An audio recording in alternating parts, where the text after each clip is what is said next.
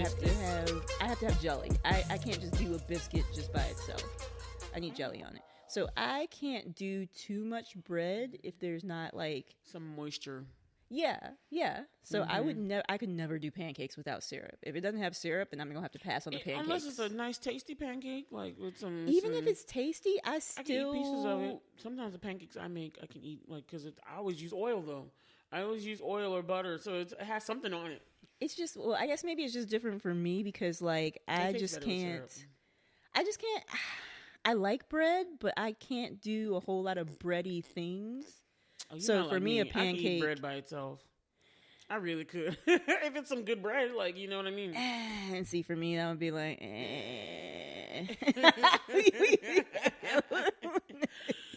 What's up, everybody? Are we recording, right? Right? I don't know. I got you. Sometimes it's hard, y'all. You do get me because I'm never sure. Yeah, but it's getting harder and harder for her to not know when I've hit the record button. Yeah, because we'll just be chatting about something, and I know that she likes to start. And I try to be in the covert. Middle of things. I try to be covert with hitting the record button, so she won't know. I like to greet y'all at the top of every episode. I mean, we always start talking about something, and you guys were listening in on our topic about pancakes. You're like, can you do your pancakes without syrup or with syrup?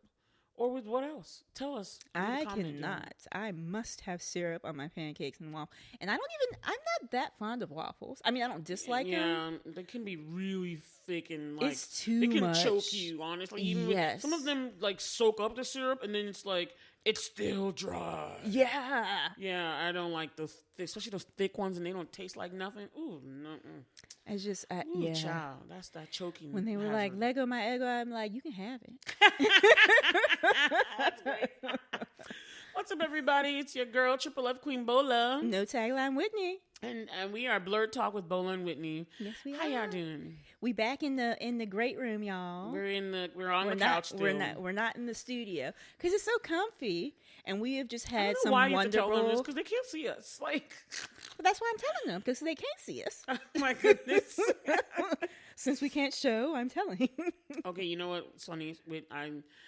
You know how I have my theme song, right? I have my own Triple F Queen theme song that I wrote, right? Mm. So I was just thinking, Whitney needs a theme song for her no tagline.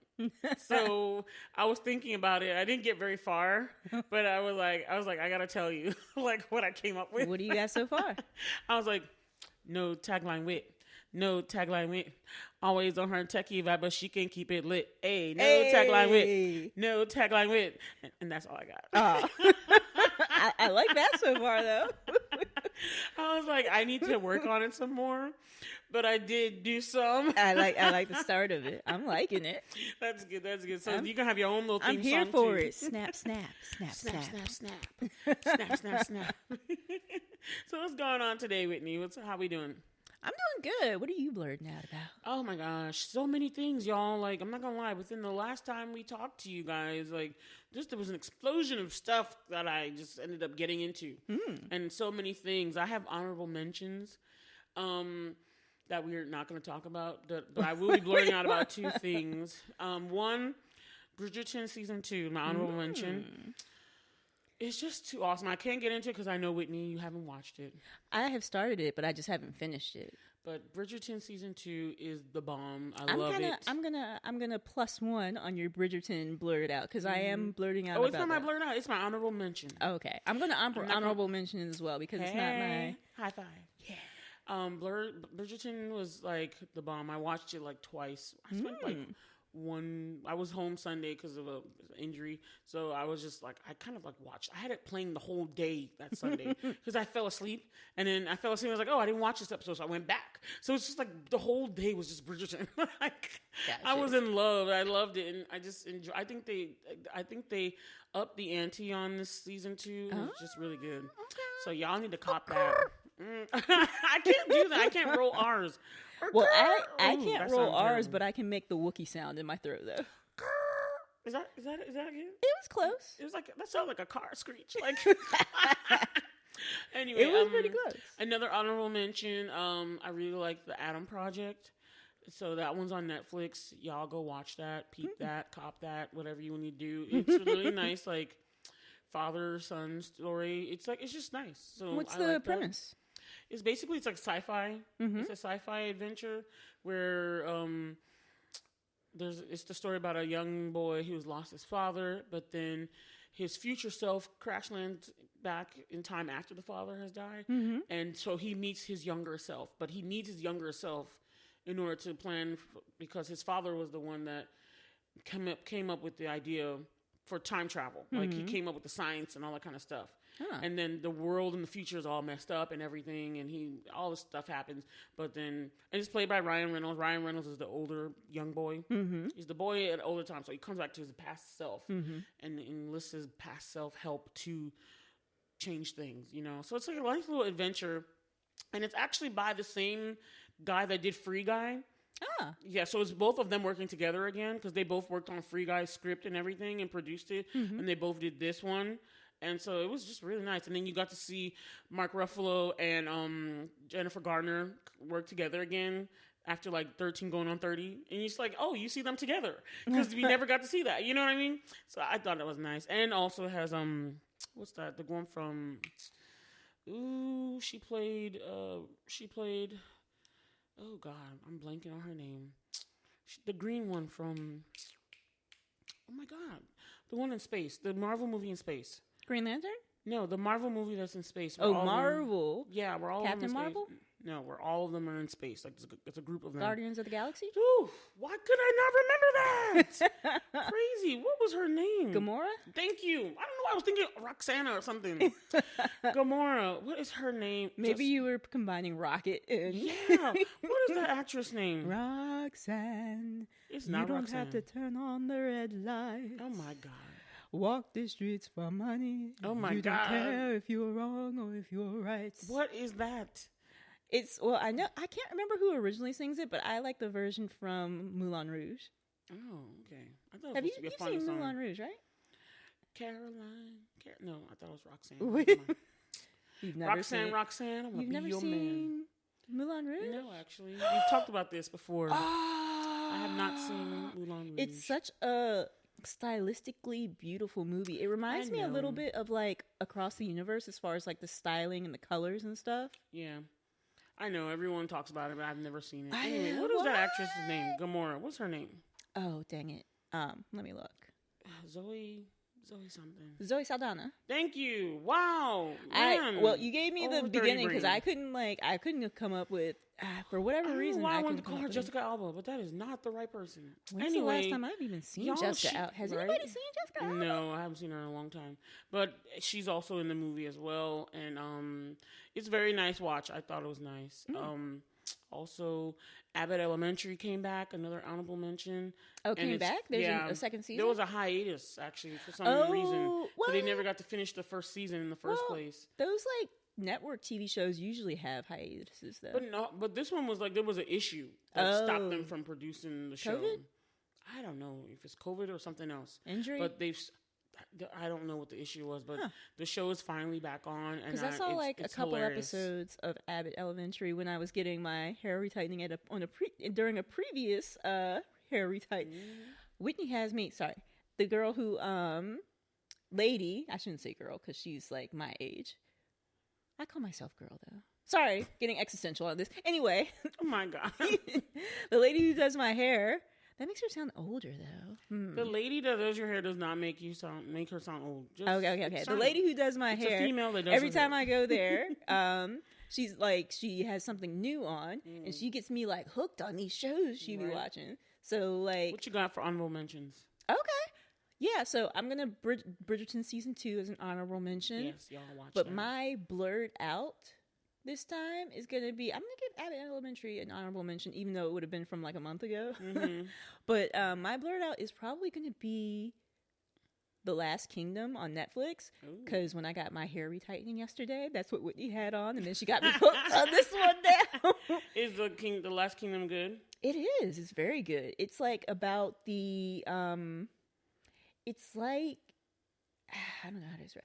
So it's the Danes versus the Saxons. So it's back when, in England before, when all the tribes and stuff. Where you find out white people were doing what what they always been doing, fighting each other to gain land. Like they've been doing it and they still doing it. Okay. Anyway, sidebar. True, yeah, but like it's really interesting. I love it. It's really good. Okay. And the dude who's the main character, he is. Skarsgård? Oh yeah. Is that Alexander Skarsgård? Is he the? No, Okay. he's not in there. At least not in the season because I'm on like episode 4, I think, and I think it's got probably like 8 episodes since. It's a You're Netflix not done show. with it then? No, I just started it like yesterday. Oh, okay. Or okay. wait, today's Saturday. Okay. Yeah, I just started it I'm yesterday. surprised. Usually you like to.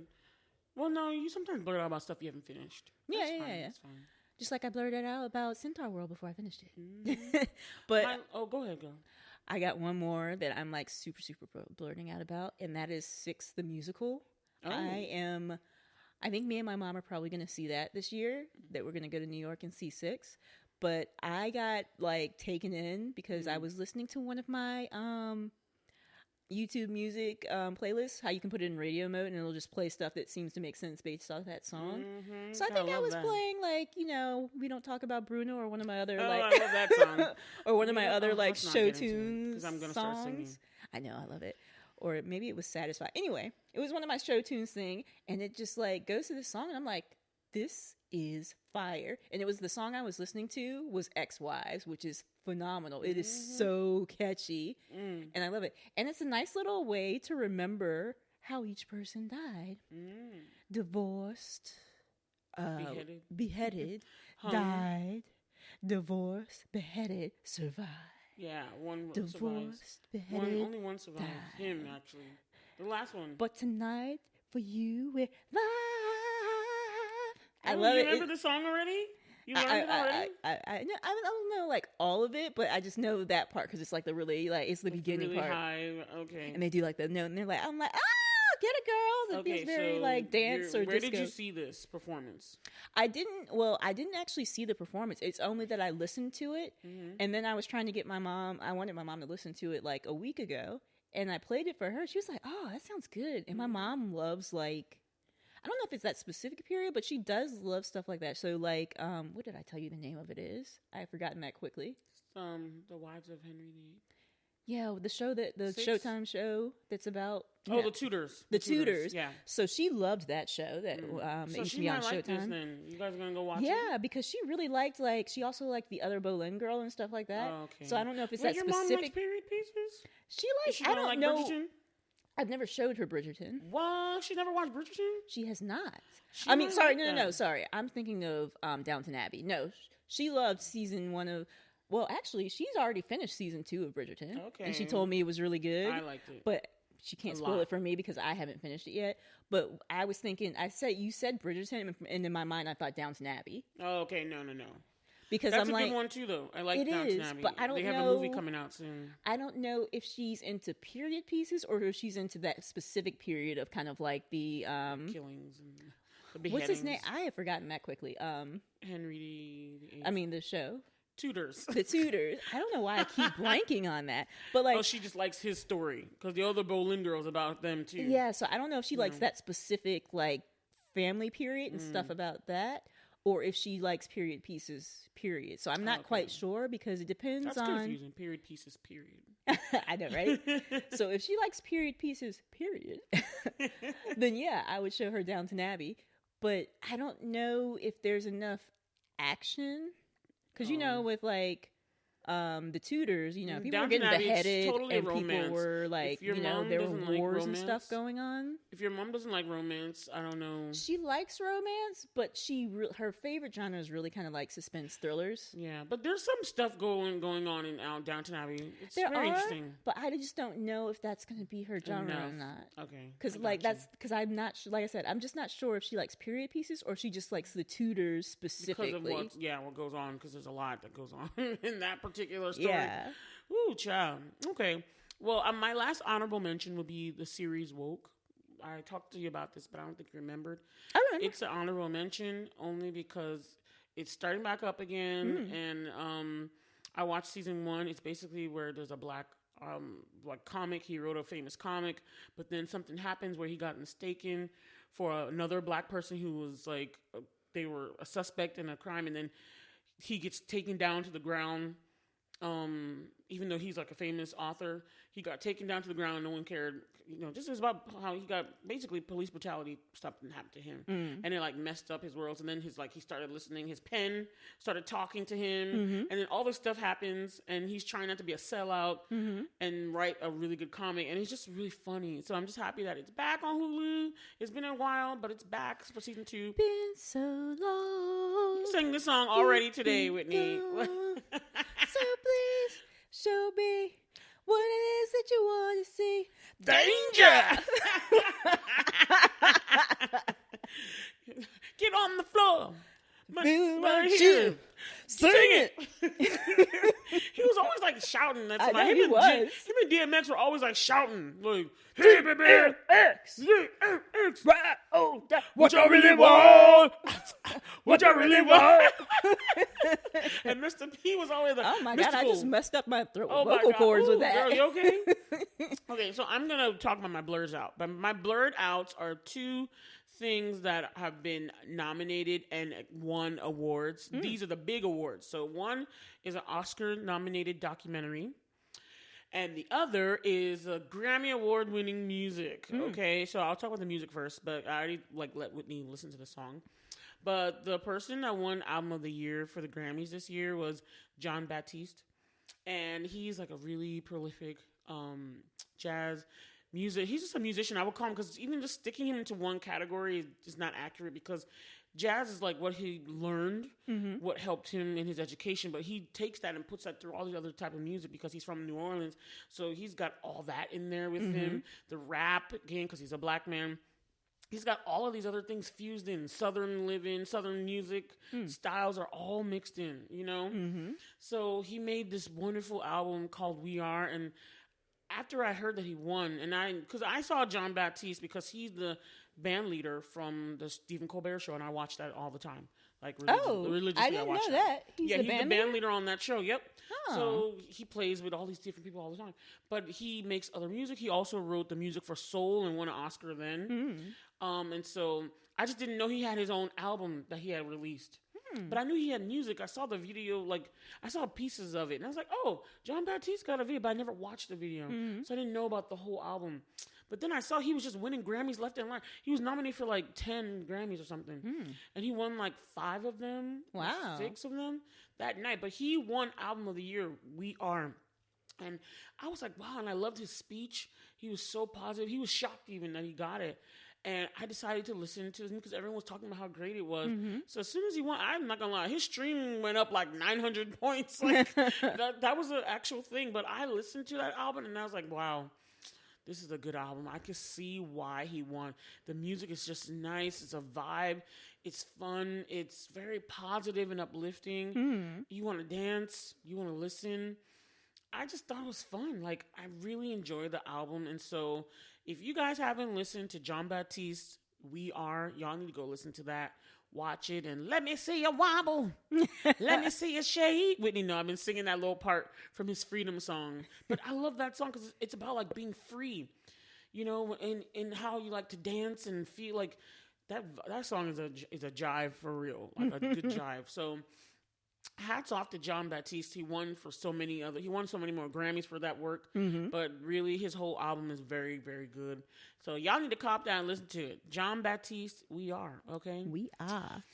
And my second Blerd Out is about the documentary that won the Oscar this year. And this was actually another band person. See, I watch a lot of late night comedy, late night TV shows, all of the late night TV show guys I watch. I watch Stephen Colbert, I watch Trevor Noah, I watch James Corden, and I watch Jimmy Fallon sometimes, and I watch Jimmy Kimmel. And I just listen to all of them. So Questlove, Amir is his first name, but Questlove, he's the drummer for The Roots, right? The band The Roots. Okay. And they are on Jimmy Fallon's show. They're the band on Jimmy Fallon's show, but they also do their own things. And so he made a documentary. He actually directed this and everything. And it's called Summer of Soul. And it's really about, and this was so interesting to me because it's about the footage of in 1969, there was this big multi-weekend music festival in Harlem where the most black people attended in one area, and none of this footage was shown anywhere. They had recorded it.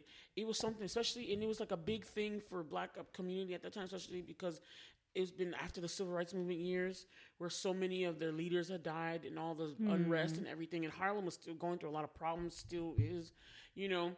But they brought all these famous old celebrities, like singers, like Stevie Wonder back in the day, B.B. King. Some of these, you saw so many different people. Gladys Knight, Nina Simone, so many people. Sly and the Gang, or whatever it's called. So many different type of music and that appeal to black people. Religious music. You saw Jesse Jackson as a young man, like right after Dr. King died. You see him there talking to people. And it was such a nice thing to see them uplifting themselves. All our frode people just sitting there scrunched together, and there's a massive sea of them enjoying this music, loving on each other.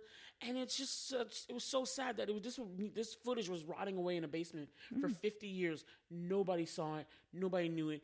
And no one would actually like put it to, because, you know, in America, of course, racism, that's basically it. The people that recorded this thing tried to get this like pushed to be a thing that people could see, that everyone could actually witness, and it could sell and distribute it. But of course, no one wanted to.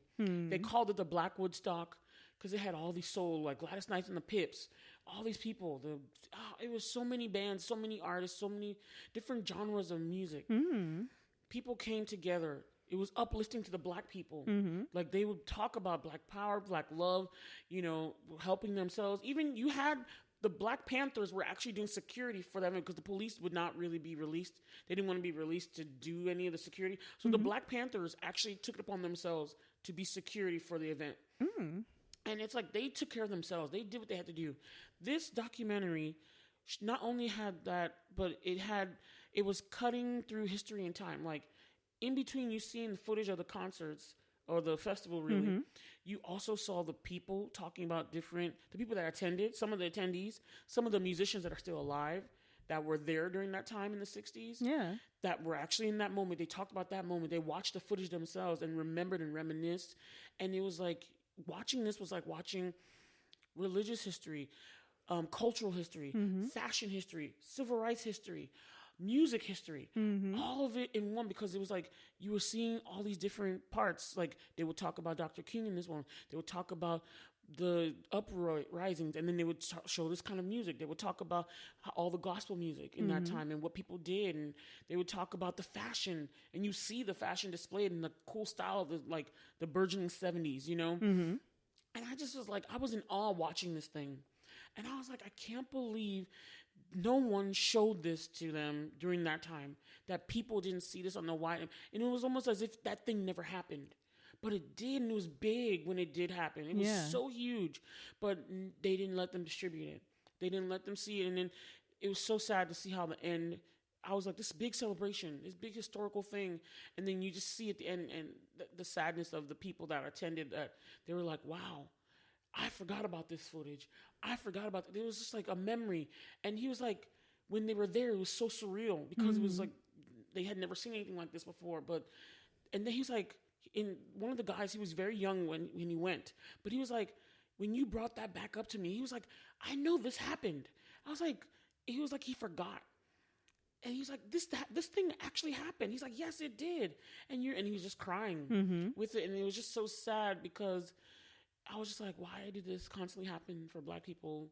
I know it was the times, but it was a celebration as well. It was happy, but it also made me angry and makes me sad. But I could see why in one document, it's beautiful. It's just beautiful to watch. It's also, you're watching all these old music. I was having my phone with me the whole time, Googling all these people. I was like, oh my God, I didn't know they sang this. Oh my God, look at B.B. King looking so young. I didn't know that Stevie Wonder played drums. I've never seen him play drums before. Oh wow, I didn't know that. Stevie Wonder was jamming on the drums he was 19 years old at the time. He was only 19 at the time that he was in this movie. Or in 1969, but he was drumming. Somebody had to take him to the drums, but he was wailing away. And I was like, why is this the first time I'm seeing him drum? My sister was like, you didn't know he could drum? I've seen him drum. I was like, I have never seen him behind anything but a piano. She's like, no, he can play more instruments. I was like, oh my God, I did not know this. Wow. And I'm telling you, It's a good documentary. It's worth a watch. You guys need to really watch Summer of Soul. I can see why it won the Oscar. He deserved it, and I was proud of Questlove. I was proud of us, and I just was like, here again, Black history displayed, I just like the messaging in it was for uplifting Black people, and I could see why they didn't want anyone to see it. Because the messaging that was on it. They didn't want them to know because it was the 60s. Like, they had just killed Dr. King and people were still living the trauma of that in 69. And that's when it happened. But they did this because they felt like there was so much onslaught of negativity for the Black community. They wanted something for them to just enjoy themselves. So that's why they had this they put it together. It was historical. And I'm like shocked that for years nobody saw this. So for him to put this together, he found the footage, put it together. I was so proud of him, and I really enjoyed it. So that's like my main Blerd Out. I really think you guys should watch it. It's on Hulu right now. Go watch it. Summer of Soul. It's very, very good. That sounds good because like I usually am not into documentaries, to be honest. I know, but something like this about like a music festival, something like this too, like. It would be good to watch with them and see what they have to say about that stuff. Yeah. This is something I would actually be interested in watching a documentary about. Plus, there's a bunch of musical performances in there. And you know how much I love, like, old school stuff. Yeah, you would. Because the performances, I was listening to some of those songs from back in the day. And then they had, like, some church songs. They had, like, different music. They had even the bongo, like the Afro-Latinos were at the end too, drumming and talking about how during that time the Afro-Latino and Black community were together, how sometimes the gangs would work together to uplift both communities in that time. And especially talking about the diversity of Harlem and stuff. Even though there was much poverty and challenges, there was still diversity in life and a lot of cultural, dynamics. I want to say something. Dynamism, is that the word? Something that's dynamic. I don't know. Anyway, it was slamming back then. Okay, it was slamming. I'm sure I'm going to look back later and be like, oh, it's pronounced dynamism or something. Anyway, but that is all I'm learning out about. Again, y'all check out the honorable mentions. And Whitney, I think we're gonna maybe put a link to that clip that you watched. Didn't you watch the clip of the performance of 6 with the girls singing from the... Oh, yeah. We should put that in there. We're going to put that in the show notes, y'all. Yeah, I'm going to put a trailer for the Summer of Soul so you guys can see it as well. Sweet. Yeah, we'll put both of those in there. And the Freedom video from Jon Batiste, because that's really good. Giggity. Yeah, we're going to do all that for y'all, okay? So y'all will believe us when we say these are good. All right, so Whitney, tell them what we're talking about today. What is our main feature? Our main feature, you guys, is Everything, Everywhere, All at Once. And I am so glad we just saw it earlier today. Yes. And I had heard the name before, but I had never seen any type of trailers or anything for. Well, Don't you trust my judgment, Whitney? Granted, aren't you glad I recommended this? I only watch streaming, so I pay to not have to watch commercials. So there's not really any place I guess I would have been able to see it, short of seeing it in theaters. And we haven't been to see anything recently. Yeah. It's been a while. Anyway. Bola sent over, like, she was like, we were actually supposed to see The Lost City. Yeah, that's what we'll see with you which we'll probably still eventually see and tell you guys about. But and Bola was like, I just really, really want to see this one. So I took a look at the YouTube video she sent me of the trailer. I was like, oh my god, I knew you would like it. This looks amazing. Like Soul Sister, say what? That's right, girl. Even though we're full of African food right now.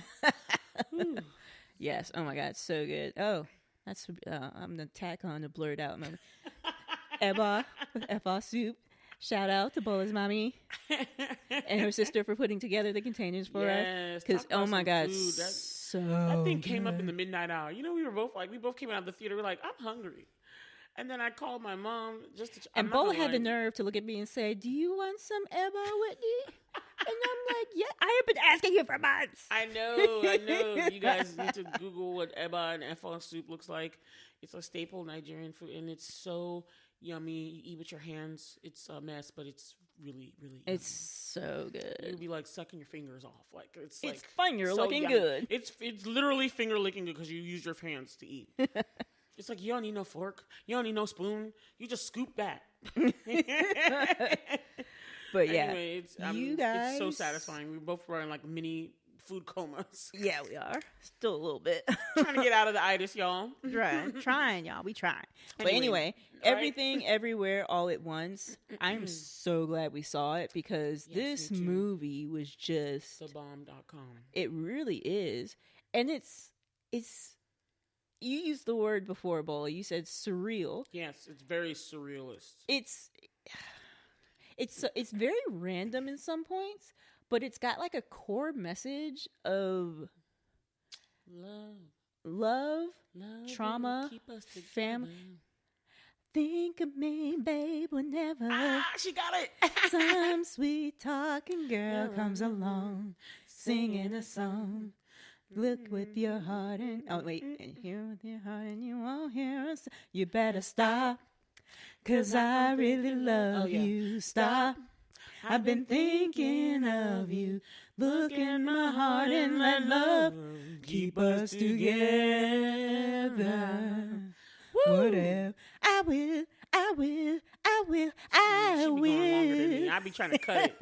Just give y'all a taste. And she trying to give you the whole CD. All right, I'm done, y'all. Sorry. I just love that song so much. I'm glad I haven't heard it in a while. It just I had a you moment. Because, you're quicker with it than I am. You're the jukebox, and I'm like the one that puts the quarter in. Yeah, I had so many jukebox moments when you were talking about the documentary. I'm like, that one doesn't, but you're talking about the Summer of Soul, and I'm like, that one doesn't really fit with the artist for that, so I'm going to hold back my jukebox. Okay. A lot of good songs from the 60s. 60s, 70s, yeah. It was the summer of 69. Anyway. See? Anyway, but let's go back to Everything Everywhere All at Once. It's honestly, this movie, we had to change our plans for the episodes because I saw the trailer for this and I was like, I gotta get, and then also because I watch late night TV, I always watch interviews, but I'm always abreast of the goings-ons. And so I hear the Jamie Lee Curtis, who's in the film. It stars Michelle Yeoh, Stephanie Sue, and I think it's Ki Hai Kwan, who, if you guys don't know, he's the little Asian boy from the Goonies and from Indiana Jones. And the Temple of Doom, just because there's a lot of Indiana Jones movies. Yeah, that's right. So back in the 80s. Really. And it was Bola sent me this YouTube video watching the main cast and the writers/directors because they're a team. Daniels. The Daniels. Two Daniels wrote and directed in the video, they're like, we're just Daniels. We're not the Daniels. They're like, that sounds pretentious. I know, but it sounds fun. But I would have done it. It's the Daniels. That's a cool name. It is cool. Anyway. But anyway, yeah. I did not realize because I was looking. I guess I kind of in watching it, I'm like, this actor looks familiar, but I wouldn't have been able to tell you what I'd seen him in. And then when I watched this YouTube video that Bola sent over, I'm like, oh my God, that is story. Him. Yeah. Because once you hear that, you're like, I can see that that's him. Yep. You can see in his face that that's the boy from Indiana Jones and the Temple of Doom grown up. Mm-hmm. And Michelle, the wonderful, I can do everything, Michelle Yeoh. Oh my God, I adore her. She is so beautiful, so talented, so poised. And honestly, you guys need to give it up to Stephanie Sue. Yes. I love Stephanie Sue. She can do everything. She's also on a show that I mentioned last episode was The Marvelous Miss Maisel. Oh, really? She's in that. She started off last season. Okay. And now she's in this season too. And she's just wonderful in that because she's totally transformed to Chinese from in New York in the 50s. No, in the 50s going to the 60s. It's so interesting to me how different she acts in this movie and then how different she is in that one. And then she was also in Shang-Chi at the end of the she was the friend. She was in the friend in Shang-Chi and the Legend of Ten Rings. Oh, okay. She was the friend that they were talking to. She was also in Girl Code. I used to like watching that on MTV. Really? I didn't know that. Yeah. So she's been acting for a while. I really like her. Stephanie Sue. I really, really like her. She was I just gotta interject because she did the kind of villainous thing. So, and creepy, she did weird, villainous well, but then she also did creepy. Yeah. Yeah, she did that. And then she did the emotional stuff well, the apathetic stuff.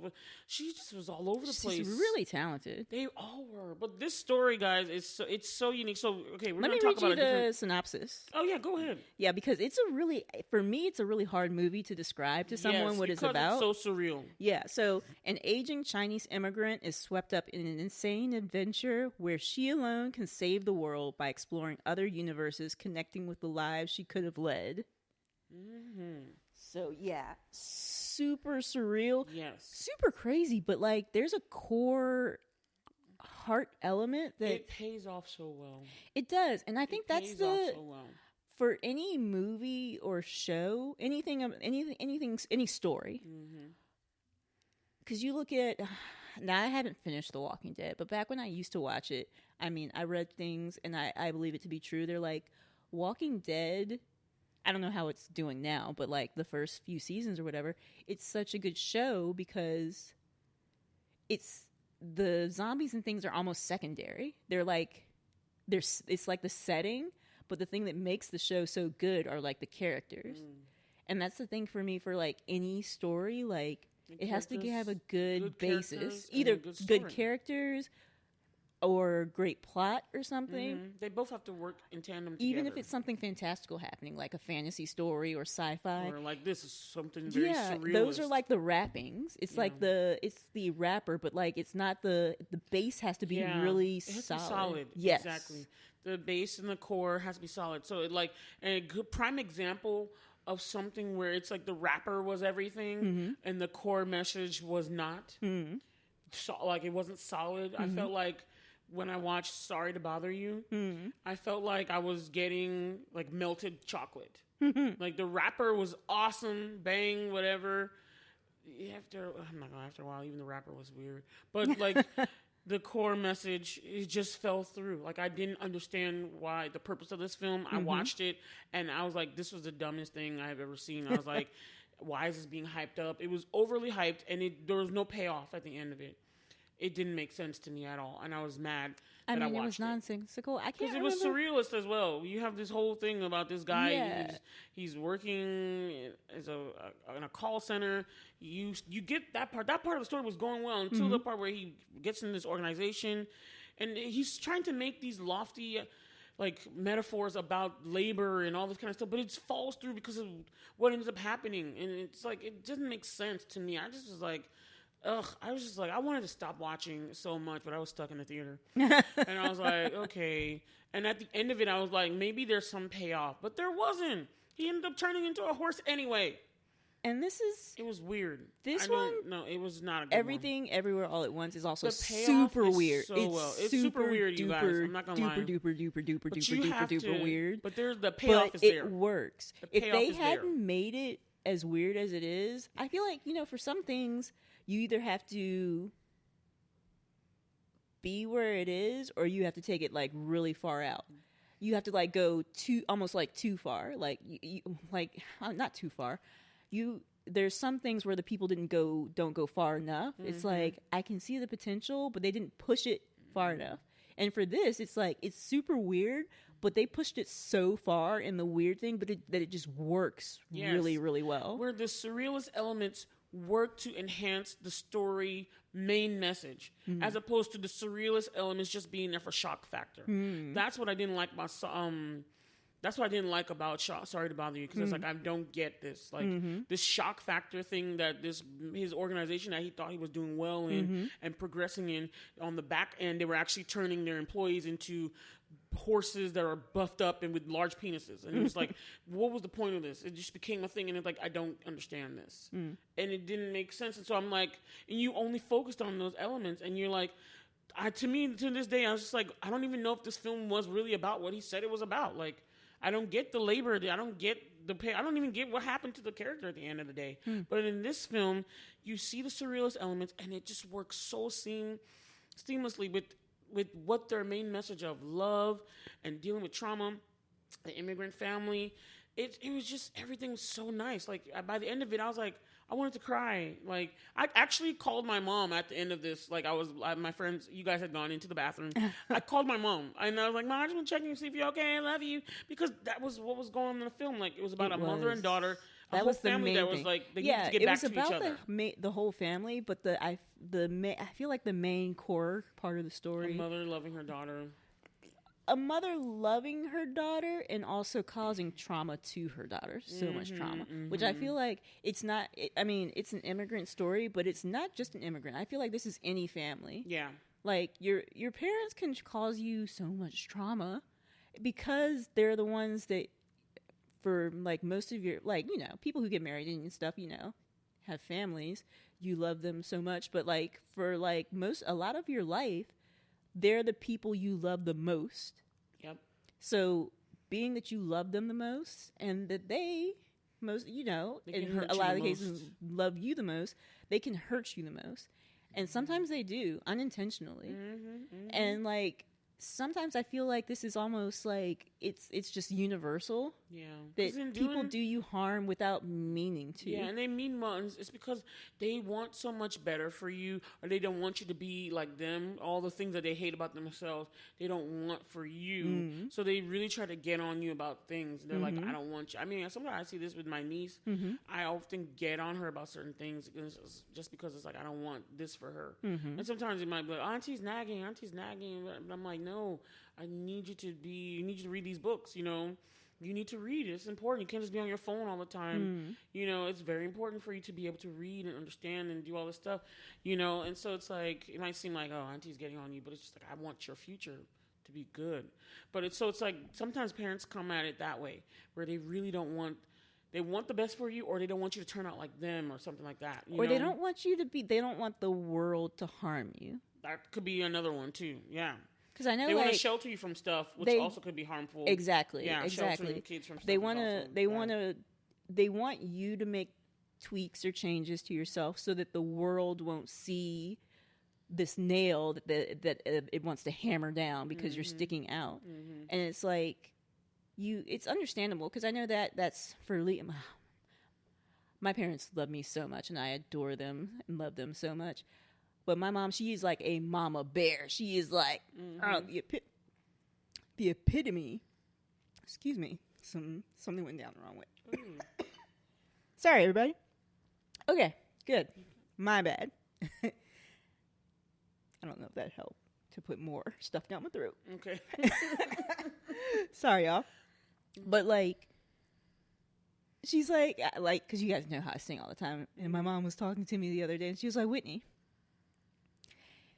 it's wonderful that you have a song for every occasion, but sometimes it's a bit much. Do you have to sing all the time?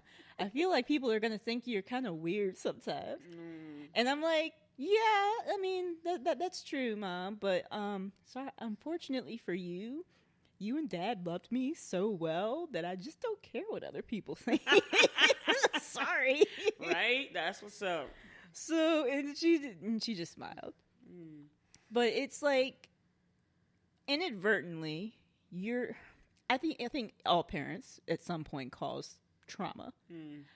Some more than others. Like in this story, the mother had caused her daughter so much. You could just see it. And Stephanie Sue? Yeah, that's the actress. Stephanie Sue. Yeah, she played it so well. Played that like, she's so talented. She played the part so well, like this different range that she had of like this pain. And you could see it in the daughter, Joy, and then you could also see it in the alternate version. The Jobu took. Oh Lord, Jobu took was like the enemy. So Joy plays the daughter. Stephanie Sue plays Joy, who is the daughter, and.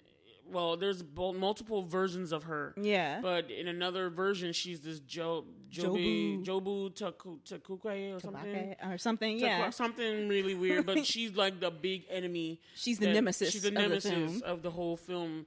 And like Evelyn, who's played by Michelle Yeoh, is like the one that been sent to like help the universes to defeat her because they want her to kill her. Yeah, they want her to get rid of her. But she actually made her you know? Because the mother in another universe, she's still her mother, Alpha universe, but she's the one who like broke her. And it's like, and this is the thing. It's like it's just universal. It's like your parents can break you with people who love you. And she was like, And they tell in the story, it's like she kept pushing her and pushing her, and she pushed her until she just like broke her mind because they like jump between these different multiverses, and they like pull skills, knowledge, and stuff from them. They pull skills and it's like you can't jump too much, or else it'll like shatter your mind. And that's what she did to. Well, not.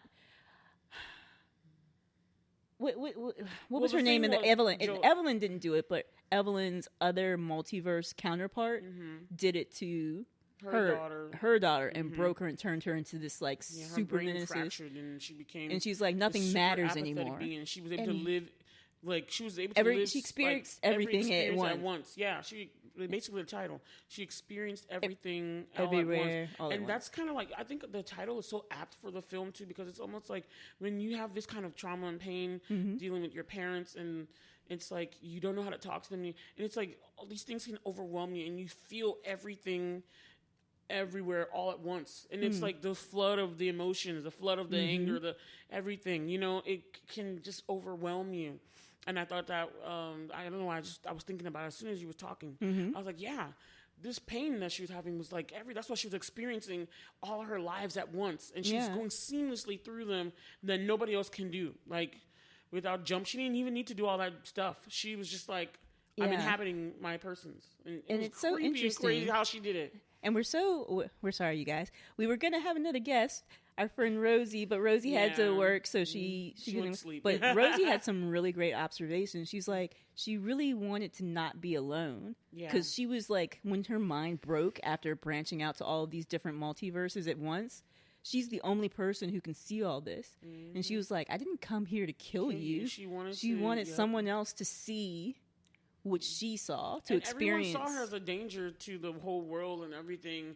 Which she was. She was, because she was so apathetic and she was so violent that she would be like, but to her, nothing mattered. Yeah, it's like, none of it matters, so why care about it? Yeah, so she was just going through doing whatever she wanted to do to everybody. In ridiculous ways, too. Like, instead of killing somebody, she would like breathe into them and their hair would pop off like a confetti balloon. It was so surreal. Like, it was crazy. But, the thing that when it comes to her, you said something about how she didn't want to be alone. I saw it more so that she wanted to show her mother what she saw. She's like, I want you to see my point of view. I want you to see where I'm at, And that makes sense. And how you contributed to doing this to me. I see that, yeah. And I don't know if she wanted to bring her into the darkness, because she made this everything bagel, which is hilarious because this movie is called Everything Everywhere All at Once. And like, she made this big black dark thing. She's like, what happened when you put everything on the bagel? She put everything on the bagel. So it became this big dark thing, this big like a symbol. black hole. Yeah, and it's almost like, and then Whitney, you brought it up about how it was kind of similar to how people that are depressed, like, they're kind of suicidal. And it kind of harkened to that, because you could tell that it's like nothing. She just wasn't a happy child, like a happy person, Yeah. She was like, Evelyn and her mom, they ran, their family and her husband, they were always fighting. They ran like a kind of like, they called it a failing I wouldn't laundromat. even call it fighting. I feel like it's not connecting. Like, he always wanted to talk to her, and she was never available to communicate with. Yes, and she would just be like, we're busy, we're doing this, we're doing that, and she just dismissed him. I feel like there wasn't even the opportunity to fight, because she was just not available. She thought her husband was weak. She really did. I don't know if she thought he was weak, or if like her father thought he was weak. I think Evelyn thought her husband was weak. Maybe, yeah. But he wasn't really. He was strong because he was still kind, and Evelyn had a streak of meanness. Like, she really did. She was mean to her daughter too, and she was like, "Mom, I want you to accept me." I don't know if I would say that Evelyn had a streak of meanness. I feel like she was. Look at what she said to people. Look how she reacted. Remember the one person that came to the laundromat? She was like, "Oh, she has a large nose." I'm like, "Well, dang." I feel like she was just like really frank, which isn't necessarily the same as being mean. It's mean to that person, the person experiencing it, but I feel like the intent wasn't being I can mean. Understand that, especially being a child of immigrants. Yeah, because meanness, I feel like, is involved. Intent is involved in it. Okay, and I feel like you can be. That's a good point. So that's why I played you that song. Which you guys, we'll put it in the show notes. It's a song from Steven Universe called "Here Comes a Thought," and it's like words that you said are and how they harmed you, and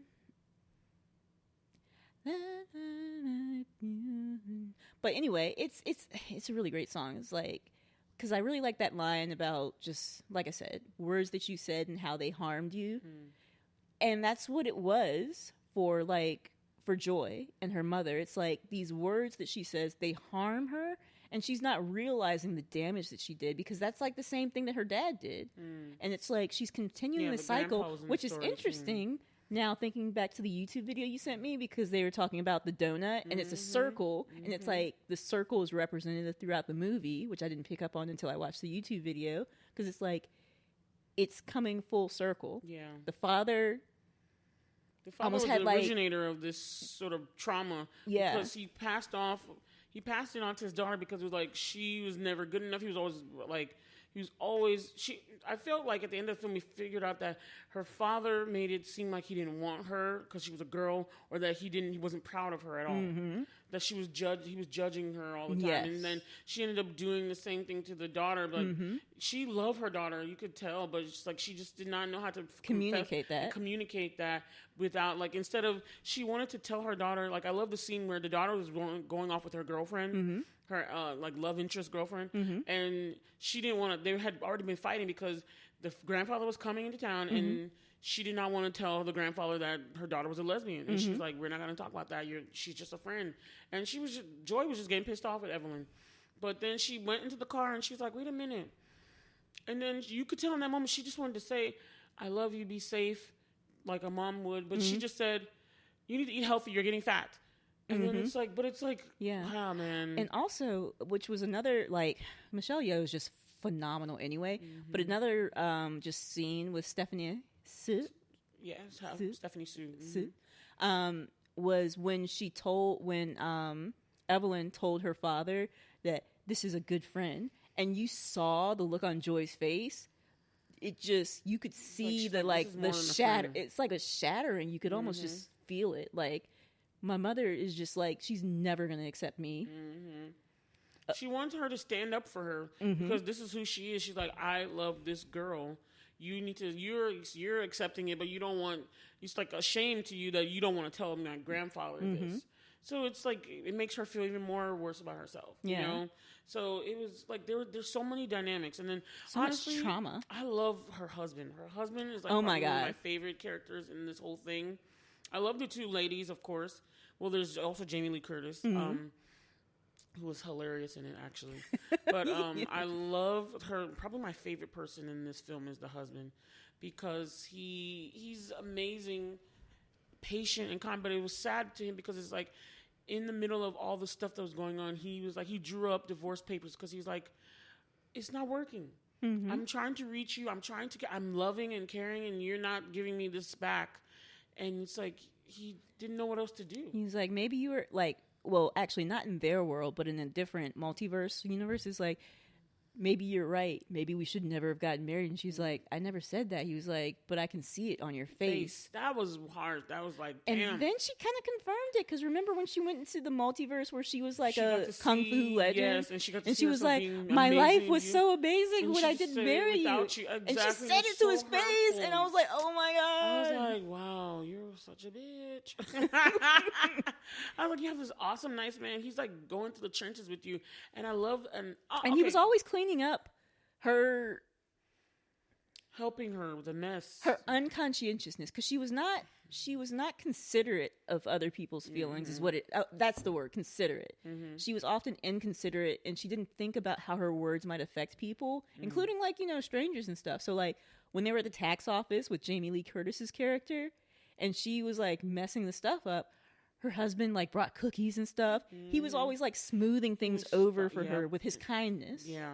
And that was his weapon. I like how he talked about that, about, like, he's like, you think I'm weak, but I fight a different way. She's like, you always imagine. He was talking to a different Evelyn, who's the main character. He was talking to Michelle Yeoh's character in a different multiverse. Yeah, and he was talking about how you always fancy yourself the fighter, the warrior, that you have to be strong and all this stuff, and that you think I'm weak, but he's like, no, I just fight my battle differently. And he's like, he uses kindness, and it works. And it works for her because she's not kind, really. She wasn't, she was not she's particularly. She's not unkind, but she's not particularly kind. She was not particularly kind. Yeah. And then it was so cool because then... And kindness is a strength, because not a lot of people act in kindness. Yeah. So it really is a strength. And like near the end of the movie, and you guys know, this is full of spoilers. You guys have got this far, you already know. Y'all but know, like, ready to go watch the movie first. Exactly. Please. But like, you get to the end of the movie, and she's been like using all these skills she got from these different multiverse people, and they're like fighting skills. And then her husband, like her original husband, the one from the universe she's in, he's like, I can't take this anymore. It's so much violence. He was like, please be kind. Yeah, be kind. And she actually listens to him for once, because she never really listened to him. And she did. She used a different type of like fighting style, where instead of like beating these people down, she used like their multiverses to find what would make them happy. And she made that it was so interesting. Because she was like, kill him with kindness. Yes. And she did. She disarmed all of them. And then it was like, she was at the end, she was trying to reach her daughter. And it was like, and you saw, so for the first time you saw that her villain character was like backing away, because she was just like, oh no, don't come at me with the kindness. Because like she wanted the darkness. She wanted to be let go. She was like, why? She was like, there's only a few fleeting moments, so why stay? And it was like you said about the depression and almost like suicide, because she was like, I don't want to almost like exist anymore. She didn't want to exist anymore. She was looking for a way to kill herself, because she could see she had seen so many lies and so many things in the universe. Yeah. And it was just like, what's the point? And that's one of the things I loved most about this movie, because at the very end, when she does save her, well, she comes back. But she goes into the black hole, but she comes back. But like when she's talking to one of the multiverses of her daughter, she's like, why would I want to stay? She was like, just stop chasing me. Just let me go. And she says, okay. But then she because she loved her daughter. Yes. She was going to let her go. She did. But then she's like, wait. She's like, she had something else to say to her. And she's like, I know, like, I'm not perfect and stuff like that. But like, and there's all these other places I could have been, like all these different people that we could be, but I wouldn't want to be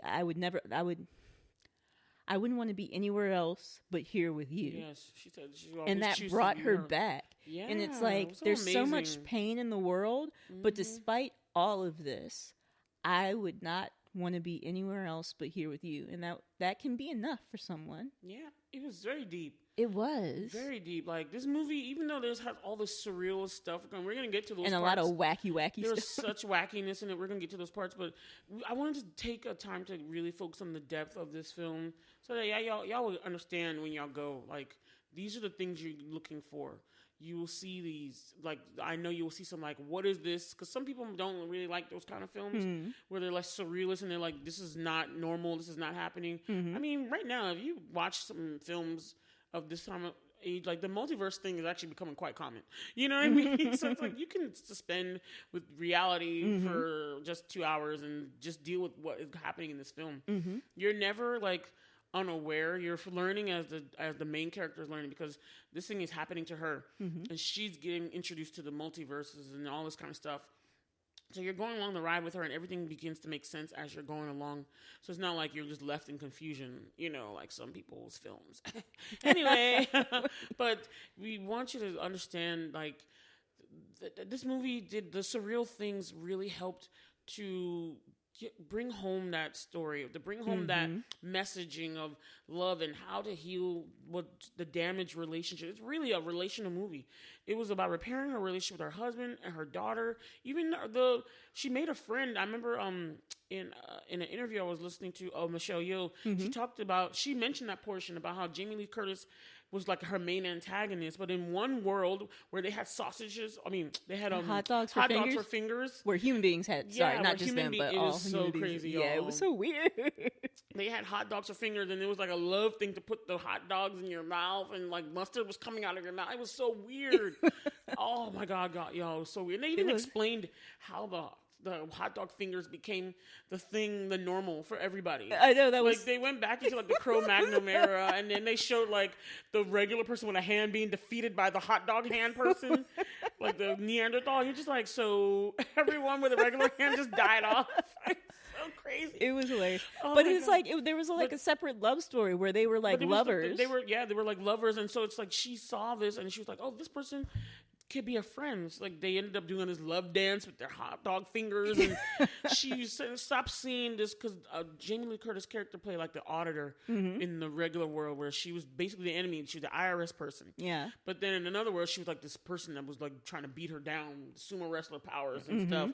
And so it's like she was always on the enemy side. And then she got that one world where they were actually lovers, her, and then she could, in the regular world, where the main story was happening, she could be like, okay, I can talk to this person. We can be friends, actually. She actually hugged her. Because she talked about, like, us unlovable bitches, and she was like, no, you're not unlovable. Yes, and that's what they bonded over, because they both were kind of viewed in that way. Yep. They both had this kind of, like, prickliness about them. They both were prickly. Both Evelyn and I don't know what the auditor's character name was. Jamie Lee character's character in there. Anyway. What's her name, Janine? I don't think so. Deidre was her name. Deidre, yeah, that's right. But it's like, so much healing occurred just from being kind. She's like, and she ended up using her husband's... Being kind and choosing to love. Exactly. Because I felt like it wasn't until she... Honestly, that's why I felt like the father and like her and her husband's relationship, because it was like the love that she received from him. That she was like, that love was powerful enough for her to see that kindness, all that stuff that just melted her prickly. Just because at one point she did look through the bagel and went to the dark side and was about to be just as callous, carefree, and uncaring and unfeeling as Joy was. As Joy became as the bad guy, she was going there. They were and going actually, together, that was one of my favorite scenes. You know, was when they became just the boulder. Yes. Oh my God! In a world where there was no life no life had ever come to be. So they were two boulders, and they were just sitting there. And it was like, y'all, so this is kind of nice. And it was like just like subtitles up there. Yeah, and you have to read. Like, you have to read. It was so hilarious. Oh my God! And then at one point, like near the end of the movie, like she's got the googly eyes on the boulder, and she's like, "I'm coming to get you." She's like, "No, stay away." And the boulders are like rolling. She was like, "No, I'm gonna come down to you. I'm gonna come with you." And then I love how in the Boulder one, she was like, well, I rather, instead of you coming at me, I rather fall off a cliff and run away from you. And then she just fell off the cliff with her. She was like, no, I'm coming down there with you. She's so like, great. No. And she was like, I'm hugging you. You are my daughter. I love you. I am not going to let you go. Because that was another powerful thing for me, was that, like, she was like, will you just let me go? And then she go back to another trauma that happened to Evelyn. She was like, when she left with her husband, and he was like, and the father just let her, she was like, how could you just let me go? And that was another trauma for her. It's like, you just let me go. You didn't try to fight to hang on to me. And she had to heal that part. And I love it because at the end of the day, she stood up to her father in the in one of the main world we saw Evelyn in. Let's say her prime world, prime one. Let's call it that, just because there were so many worlds, because she was so many things. Oh my God, we didn't even get to Rakakuni. Oh my God. She was so many, but she told her father that it's okay that you're not proud of me. And that she's a mess, but she's like her own person. You know, and it's almost like she stopped looking for that approval from him, and then she had to tell him how and recognize what he did to harm her, but that she was going to rise above that and not do the same thing to her daughter anymore. And that was a powerful moment, the generational. And I remember me and you had this conversation about cultural, mental thinking, mental habits, cultural habits that are just passed down, that they are barriers that you need to overcome. But everyone thinks it's our culture, but there's some of those things that are negative and they're not right, that need to be corrected. You know, I'm not going to say the things that are primitive, but it's certain mentalities and attitudes and ways of thinking that are just not right, will hold not you healthy. Back. Which brings me, I just want to tie in another, like, minor, well, not minor, I'm going to make it another Blerd Out moment. Me and my mom saw Fiddler on the Roof at the Altria Theater yesterday. I don't know that story at all. It's about Jews. I want to say they're in the USSR or Russia, because I don't know exactly what the time period is, but way back then. At the end of the movie, they basically have to leave their home because all the Jews have to leave. So it's very circuitous, because it's basically the same thing happening with like Ukraine and Russia now, minus it being like a Jew thing. It's like just a Ukrainian thing right now, but it's just like. Well, but there's some Nazism involved in this, but we're not gonna get into it. Yeah, but in that musical, like one of the first musical number is talking about tradition, and these things keep happening throughout the musical, and it's like, but it's against the tradition. You're just gonna you want to marry him because you love him. I didn't choose him for you. The tradition is that the papa chooses your husband, and it's like, but I love him. And it's like, you have to, in order to move forward, to grow, to not fracture your entire family unit, then you have to, sometimes these traditions have to be left behind or changed. Then it's sometimes they call it like a generational curse almost. When it's like repeating cycles. It's like a generational curse. It has to end. It has to be broken. It makes me think of Game of Thrones when she talked about the wheel, and I'm going to break the wheel, because it is. It's like a wheel. It's like a cycle. And somebody brought that up. I forgot about that. Somebody has to break it. Somebody has to be brave enough to be like, I'm not going to repeat this. Because that's exactly what was happening in the movie. Her father, she did the same thing that her father did, and it took this great trauma. It took her almost losing her daughter for her to recognize the trauma that she caused and to do something to try to heal it, to heal her family. Because it was like, it wasn't just her daughter and her, like, it affected her relationship with her husband. Yep. And he was actually the catalyst, like you said. He was what caused her to be able to find a way to heal it, because his fighting was kindness. A man that accepted her. Like I felt like she felt like her father never accepted her from the beginning of her life. And you saw her life flashing, but her husband was she even mentions it in the end, where she was like, she's so grateful that even though she's a mess, because she noticed that her daughter was also a mess, but that the universe gave her someone kind and stable and nice and patient, and she was like, to help my husband is this person to me, and my daughter found someone who's like this for her, who has the patience and the kindness. And it was also interesting because, like, in the world where she became like the kung fu master, and they weren't together, and she was like, oh, look how successful my life was, and he was successful too. And then he's like talking to her. He was like, you've broken my heart once again. He was like, this world where we're like poor and running a laundromat. He was like, I would have loved to do laundry with you. Yes. And because he just loved her. Every girl wants to hear that. Like, you don't matter what you want. I mean, laundry is not the actual thing, but you want to hear that the person was like, I would be, no matter what station line, as long as I'm with you, I'm fine. Everybody wants to hear that. I was like, girl, you better stop playing with this man. That is some unconditional love right there. Love you, okay? Such unconditional love and patience, and that's. I remember what she said to him when she met him.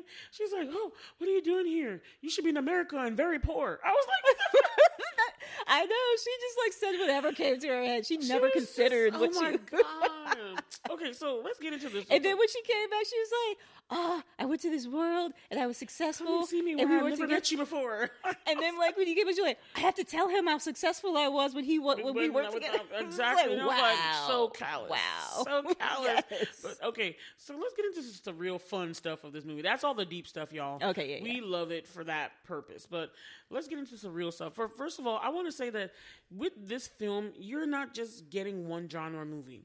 You're getting like 5 genres. This is an action film.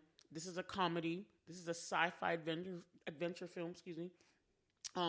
This is a drama as well. And it is a romance. It's a romance movie. It's like all those things are happening in this film at once. And it's everything everywhere all at once. Yes. And you can see I felt like, I remember I was thinking of, I've seen this kind of surrealism, this kind of interesting thing in Asian films before. Like, it's like I could see so many types of Asian films all in this one film. Kung Fu Hustle with that craziness. Oh yeah. You know, and then you can see the Crouching Tiger, Hidden Dragon type stuff, and then you can see like mood movies. Like Whitney might not know about these because I studied film and international film, so I used to watch a lot of Asian foreign films that were not the fighting ones, but just the ones about the families and like Hong Kong and all that kind of stuff. And they had this like mood, like In the Mood for Love, where you just like that whole scene where they never married, but she's in the glamorous dress and that's thing, and how he looked with his hair slicked back and everything. He was cool and debonair. That's like films called In the Mood for Love, where they were just like people and just dealing with their stuff, but they look cool. Like those kind of films, I've seen like every bit of it, and it was just like hilarious. It was just a joy actually to mix them all together. I was getting Scott Pilgrim vibes, and I was like, okay, I'm going to suspend with my order, I'm going to suspend my disbelief, you know, and just clue into this is happening. All this craziness we're seeing. Such fantastical things. Fantastic. And then the one world where they were pinatas. Oh my gosh. Come on. They were everything, everywhere, all at once. Because they had these random things, but they actually did kind of explain every random thing in there. Because when the dude turned into confetti, it's like, I don't understand why he would turn into confetti. But then it's like, there's a world where people are pinatas. So then it makes sense that you just like, if you hit him hard enough, he turns into all this confetti. It's hilarious to me that, and it's so interesting. I'm not gonna lie. I would give them even. I know we're not at the rating parts yet, but I like it when you can use, because it's nowadays you're like, okay, there aren't any like original films or original. People are always complaining how there's nothing original, but I'm like, this is a way to tell a same story, a same message. You have to have the same message that makes sense to the audience, like a message that they will understand, a message that needs to be told and solidified and like revisited constantly, because that's how we are. We have those absolutes, we have those things, those themes and things that stick true to our lives. So that part can be the same. But if you find unique ways to tell it, this is a unique way. I'm not gonna lie. I love the way that the Daniels, because they wrote and directed this. I just love the way they presented this to us. It's so unique to me the way they did this. It was so creative. Using the multiverse. And original. That's not original. The multiverse stuff is not original. But they use this thing that we understanding nowadays, and they flipped it around. And they presented something totally new. And I was like, this is ballsy. And this was, because this could go a whole nother way. With all the stuff they did in this film, with all the worlds they went to, with all the crazy weird things. You're just like, this could have gone left real quick, but it did not. It made so much sense. I mean, it did go left, but it went left in a way that you're like, I am so for this. Yes, I was so for this. So let's talk about some of the surreal things. So we got a whole bunch of films here. There was a lot of things going on. I love how you just watching the first time we see something that really popping off after they do all the establishing story of the main family and their situation and their drama and their trauma and all this stuff you see going on. Then you just see on the camera, you're like, why is her husband like flipping around like he's I thought he's just a regular dude. Like he's flipping around in the camera in the laundromat. Exactly. He's just like, wait a minute. And when I was watching that part, I'm like, why is he doing unnecessary flips? I feel like these flips are unnecessary. Like, you can just walk around the laundry. There are no enemies in here right now. Oh my God. And then when she got pulled into the closet, oh man, everything hit the fan. Like when she went and met Deidre at the IRS office for her, all these receipts and everything. It was just like, it just took you on a roller coaster ride that you're just like, oh my God. Because in order to like inhabit these other multiverse selves, you have to do something that you would never do in that particular world. So you have to do these random things. So like when we see the powers, what was his name again? The husband's name? That's a good question. Alpha Wong? Was it Alpha Wong? Wong Ram? Raymond or Wong Raymond?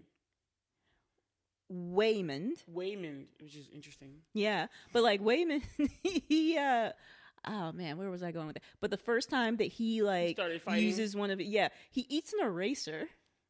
No, it wasn't eraser. It was chapstick. Chapstick, yeah. He eats chapstick. And I thought it was like, bubblegum. I was like, is this like a 007 type thing where it's explosive or something? But it's like, no, he had to do, in order to like get these new abilities, you have to do these random really acts. random things. It's so crazy. And then one point, like the enemies are trying to like get like a new skill or whatever, and there's this like award or something on the desk, and it's very kind of slightly phallic looking. It looks like a vibrator almost.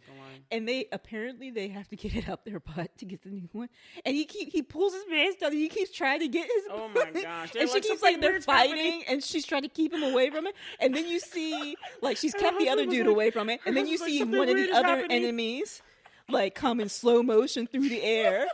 And there's like a blur bubble on his like his ass because like he's got no pants on, and he lands on, and it's just like, oh my god, it's so crazy because it's like two guys were like because she knew she had to stop them from putting these things up their butts, but because if she did.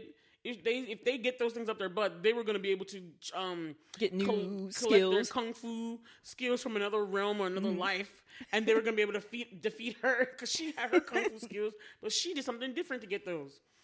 And so it was just so weird how like I just thought it was so funny. And then the neighbor, not the neighbor, but like the customer with the dog. Oh my gosh, she used her dog to fight. She used her dog as like nunchucks.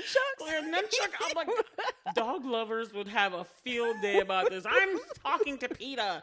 Sit your ass down. It's just a movie. Oh my god! And then the one point where like the very first time that we see Jamie Lee Curtis's character, fighting Deidre, and they're like, oh, she's type. They were like, no, it wasn't sumo. They're like, what? They said sumo, but they were trying to figure out what did she get, and they're like, she's like, she's a pro wrestler. Okay. And then he's like, she's about to do the backbreaker. Oh yeah, so it was a pro wrestler. Yep. What about the part where when you see Joy as Joe can't pronounce it. Jobu Takui. The enemy. Joy is the enemy person because Joy in her world was just Joy, but the main person Jobu that she was Tabaki. I think? Jobu I think it's Jobu Tabaki. And she was like, I remember Evelyn was like, "You're just making sounds. What are you saying?" Because the name made no sense. It didn't. Jobu Tabaki. I was like, what is he saying? But that was her title because she was someone that no one was like her because she's able to do something that no one else in any of the universes any of the worlds could do. She could go through all of her lives and in the universes simultaneously and just hop back in and out of all. It was crazy. But when she come in and you finally see that, Joy is this Jobu Takoi that they were looking for. Jobu Tabaki that they were looking for. And then she's like, this is Joy? And then the police are trying to get her because Evelyn ended up like punching Deirdre in the face because of all this she thought nonsense she was that was going inhabited by one of her alters. Yes, all this possession that was happening, flipping back and forth between the worlds. So she punched Deirdre in the face. So they called security, and it became like an incident. Oh my god, y'all! It was so crazy. But then Jobu Takaki she's looking for Evelyn. She's looking for her mom. Mm-hmm. But she came up in there, and I tell you not, guys. She ended up using like 2 big ass dildos to beat this guy's ass. Oh my god! It was crazy. Those things were huge. Like, wait a minute. I was like, Whitney, is that what I think it is? Is that what it was? 2 dildos. I was like, oh my god, this is on screen, and especially the phallic thing where they had to plug their butt with that thing, and they were fighting with those things in their ass. Oh, speaking of like butt plugs and stuff, like when she was killing them with kindness, they had the one dude who apparently wanted to be a submissive, God, yes. and she puts like the ball gag in his mouth and then slaps him on that. It's in slow motion. She's like, it was so much craziness, guys. Like, and it was so cool because her husband was the first one to show her this. Like, her husband, the person he was in another world, kept going in and out. Like, he was the one that kept going in and telling her what to do. And it was just like, she was like, it was so funny because she never knew when her husband came out. And when he came out, she's like, are you this? Like, it was a whole roller coaster of crazy. And it was so funny that she kept that saying, Joy like, kept wearing too were funny because when she was being the other one, she would just wear all these voluminous, like she didn't care. She could just be outside and wear all this crazy makeup. Yeah. And it was very cool. It made sense. Oh my God, you Raccoon. guys. Okay, so Ratatouille didn't exist. there was one world where she was a chef, but there was another chef that was better than her, and he wore a big top hat because he had a raccoon doing what Ratatouille was doing. And they call it Ratatouille. Yeah, they call it Ratatouille. But then in her world, they have Ratatouille. So she's trying to explain to them what's happening with like these multiverses. And she was like, it's that movie, Ratatouille. And then they're laughing at her because you're like, you mean Ratatouille, right? Yes. Well, and then she's actually in this other world where it is Ratatouille. It was hilarious. And you have Harry Shum Jr., the awesome Harry Shum Jr., pretending to be the French chef. This time he was an Asian chef. And he had a raccoon in his hand. And the raccoon could talk and everything. And once she uncovered it, because they were both chefs in this world, and she was like, the raccoon's like, she's seen too much. Get her. And he was like, yo, what is this craziness? And then at one point, y'all, she became the raccoon pulling the guy's hairstrings to get him to save the she raccoon. Was on his shoulder. She realized that she made him upset. So she's like, the guy was so devastated that he lost his raccoon. And she's like, you know what? We're going to get this raccoon. So she had him on his shoulders. It was like they both flipped at one point. It was so messy. Because she was on his shoulders, and then he broke down. He didn't have enough strength to run anymore. Yes. She was like, okay, fine. I think you get on my Chad. shoulders. Oh, my God. It's just so much like the sausage. I keep calling it sausage. The hot dog fingers? The hot dog fingers was the main thing that it I was like, so weird. What in the world? I don't understand. But I liked some of the other worlds where she was different things. Like, I love the one where she was the person that was holding those little flip things. Like the people that stand on the corner to the the people that advert, that they can. She was flipping that thing board, around. Yeah, I love how they were able to. Like, I like the way they thought of downloading the gifts and talents from the other lives and like the unconventional singer, ways. Yeah, and like she needed more lung capacity to breathe. And then so she downloaded the singer's lung capacity because she was like she was a blind singer because she lost her she had an accident as a child in this other multiverse. Oh, I didn't know that she was blind. Yeah, she was blind because remember you see her like at that same moment when she's a little kid and then she falls down and her then she's like blind. Mm-hmm. So then I think that like enhanced her other senses. Oh, interesting. And then also she had pursued like the singing. So I think it was like I don't know. Multiple things because I feel like she had better senses too because remember when she came out of the fog stuff she had her eyes closed and was using like those other senses. She was blind. See, things you got to catch things. The most ridiculous thing I think I saw besides the other stuff was when she was the pinky. Stuff. Remember the pinky? Oh my God, yes. And then you see this I've bicep on the pinky. Yes, I've never seen a pinky with biceps. Like they did a close up of this, y'all. A close up. It was the most hilarious thing. I just could not stop laughing. This movie was so hilarious. Like that's the thing. It's like I like the metaphor of I guess it's not a metaphor, but it's just like she was talking. Michelle Yeoh said this. She was like, there's something like this is good because it's like you have joy and sorrow holding it together. She's like, you can hold joy and sorrow together. Yes, like sunshine. And this film has that both together. And rain. It was amazing, guys. It was just joy. I don't know. Are we ready to rate Whitney? And pain. Is there anything else you want to mention? Like sunshine and rain. I'm ready. I'm ready. Oh, Joy and Pain. That's wait, crap. I want to say it's Frankie Beverly and Maze. Let me check. Maybe I don't know. Could be LTD. Are you ready to? I'm ready. I'm ready. Rate. Is there any other point? I thought you were doing a remix. Rate. That's a good one, Whitney. That's a good one.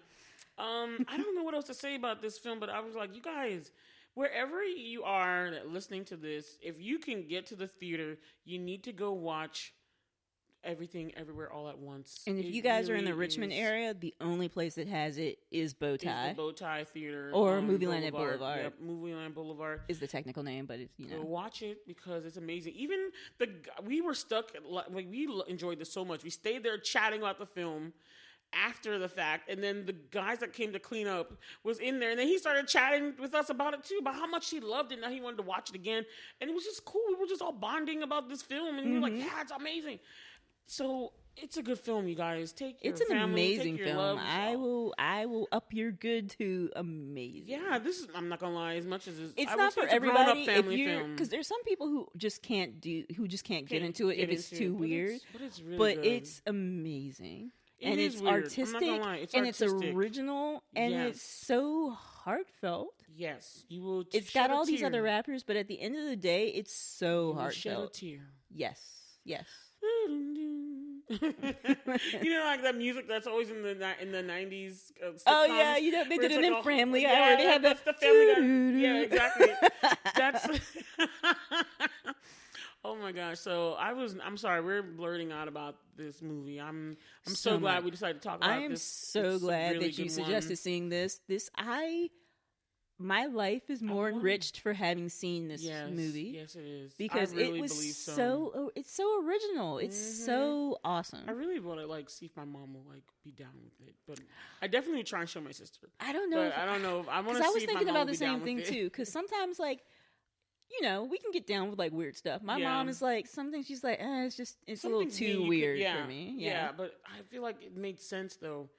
And then there's some parts where you're just like, what the heck?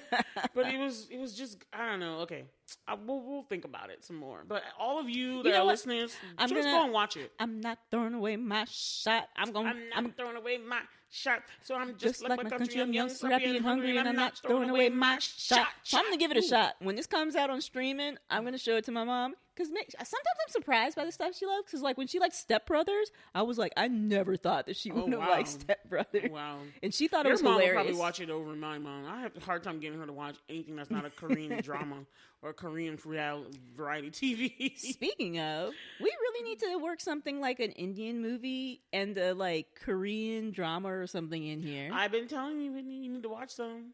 Yeah. But that would be good. That would be good. Because, I really want to kind of rewatch some of the, oldies but goodies, like Coffee Prince, Personal Taste. Those ones are really good. Boys Over Flowers. All of you who blurred out or nerd out about those things, you guys know what we're talking about. Anyway, so let's do a rating. Maybe should we do it or maybe on 3?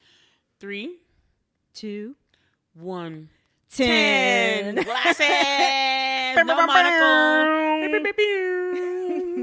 This movie is amazing, you guys. You really, if you have any I want to watch it again. I really do. I want to watch it when it's streaming. Because I was talking to Bola about this earlier today. I was like, we've done our initial just seen it thing. But this type of movie, when there's so many levels and layers to it, you need to watch it again to really appreciate it. Yeah, and the fact that you can when you're streaming it, you can pause, you can have subtitles and stuff, captions. It allows you to see things that you might not have seen the first time around. Yep. And for someone like me, for Bola, maybe watching a second time would have done it. For me, I kind of need captions, the ability to pause and stuff like that. Yeah. And that really helps me the better get it. But I feel like whatever streaming this this movie eventually comes on, whatever platform that's going to be, I feel like maybe we should do a follow-up. Yeah. Of second thoughts on the second watching it again. Viewing? Yeah. We could probably do that. Yeah. Before we go, I wanted to make 2 points that I didn't get to, but that I love how Michelle Yeoh said that she loved the directors for making this film where the lead person was an aging Asian woman, where usually she's in a place in life where she'd be invisible, no one would pay attention to her, no one would think to make her a superhero of any story, but she was the main superhero of this story, and she loved that because she's also she's gonna be 60 soon, which I'm sorry, but she's awesome. She looks amazing for all that movement she was using at 60, and me and Whitney at 30 something, we just my knee, my back, she was doing a lot, but it was just the point that they decided to tell this woman's story, tell this kind of woman's story, an immigrant woman's story. I love that they did that. The diversity in protagonists. And then also, I feel like people Whitney, go ahead. Oh, sorry. I think I cut you off, actually. Okay, cool. But also the story of Ki Hye Kwan. Is that how you say his name? The one that played the husband. Mm-hmm. His story about why he was so happy to do this and how no one has seen him acting for over 20 years, but the fact that he was so big back when he was a kid and he was putting these stories, but because there were so little roles for Asian Americans coming up in the 90s, 2000s, all that stuff, except for the token diversity, and sometimes not even that. They would just maybe put a black person in there. But Asian roles were even fewer and far between. And he, even though he was great at acting and everything, as his contemporaries. Didn't have the opportunity. He didn't have the opportunity because there were no roles. His contemporaries were in the Goonies and everything. Growing up with him, they would give constant roles because they were all white. But he was an Asian, and there was just no room for him. No one wanted to see him. No one wanted to show him. And I do want to comment. It was so disheartening that he had to leave acting only because there were no roles for him. Because there was like on the LAMB album by Gwen Stefani, there's a song called "We Got Along." Right. LAMB, Love Angel Music, baby. Oh yeah, that's right. But there's a song called "We've Got a Long Way to Go," which we still do. Long way to go. With Andre 3000. When snow hits the asphalt, cold looks and bad talk come. We got a long way to go. Yeah. Yeah, that was a good song. Well, that was a good album. I like that album. It was. I did like that. Yeah, but like we do have a long way to go, but we've also come a long way. Yeah. Because like you see things like this, like more diversity in lead roles, and I loved seeing this. And we're seeing more of this of late. Yeah, and I hope we can continue to see more of it because he touched my heart with his story. I first heard him talk about this on Jimmy Kimmel Show about how, like, Jimmy was trying to make a joke out of it, but, like, he was just literally like, no, this script was beautiful, and it was the first time, and, like, he talked about how he cried when he saw Crazy Rich Asians because he saw them, he was like, I want to be up there with them. Because he knew that he wished this role was there when he was coming up, you know, and it's so... Whitney. Okay, but it just seemed like he cried. He watched the movie 3 times and he cried because he was like, I want to be up there with them. I wish this came out when I was before, because he was forced to do behind the scenes in film, not because he wanted to, but because there was nothing else for him to do. You know, like he had to move on with his life, and I just love that he's now getting Jamie Lee Curtis called it a return, not a comeback, but a return for him, and he returned well. Like, I really like him in this. I hope he finds more things to do because he surprised me. I loved him, and he's probably my favorite. As much as I love the women, but he's really my favorite. He was such the big heart of the film, and I just had to point that story to you guys out. Okay, all right, I'm done now. What are you gonna say, Whitney? Oh, it was just my little ditty. That's it? Okay. I got it in. All right, y'all. So we are going to blurt out on this episode. We're going to post all the things we mentioned earlier in the show notes. Then you guys don't forget to like, subscribe, all that good stuff that we tell you guys at the end of the show. Please do, because I will comment and reply to y'all. Okay? We will. Right, Whitney? That's right. Right. All right. So stay tuned for all of our other stuff that we're going to be talking about at the end of the episode. And look out we have some videos coming up. We do have our YouTube channel, so you guys can see we have one video up right now about our excursion to the museum, right? Afrofuturism exhibit. Sorry, we said the museum, the Taubman Museum of Art in Roanoke. Because it's like the museum, like there's one. Oh yeah, I know. There's a bunch of like Highlander. But it was for the special Afrofuturism exhibit featuring Ruth E. Carter's clothes, Black Panther, and all those other movies, wonderful movies she did. So go and check that out, you guys. And I hope you guys watched it earlier, or listened to the podcast, whichever one. And I hope you guys got the chance to see it because it was an amazing exhibit. Yes, I hope you did. Really, really, really, really do. All right, y'all. So we are going to blurt out now. Anything else, Whitney? That's it. Bye. Have a good week, everybody. Thanks for listening to our podcast. Please subscribe to our show on whatever podcast listening app you use and share the show with other Blerds and non-Blerd family and friends. And if you like our episode, please rate and review us on iTunes. The intro and outro music is Twilight by Caption. You can find them on SoundCloud, username Caption, spelled CAPSHUN. The show notes are by Bola, Hanson, and the audio engineering is by Whitney Booker. And you can contact us by email at blerdtalkbw@gmail.com. And also, don't forget to get social, you guys. You can find us on our social media at Instagram and Twitter, with our @handle being @blerdtalkbw. And we've got our individual things going on too, y'all. So you can find me, your Blerd Fashionista, on Instagram and Twitter at BolaStoryB. That's B with 2 E's like the insect. And I've got my own personal YouTube channel, just Bola Sade. That's BOLASHADE. D as in dog, E as in elephant. And this is Whitney. You can find me at my company, Luminavi Studios. The email address is wit@luminavi.com. That's WHIT@LUMENAVI.com. You can also find me on Twitter at Luminavi Studios.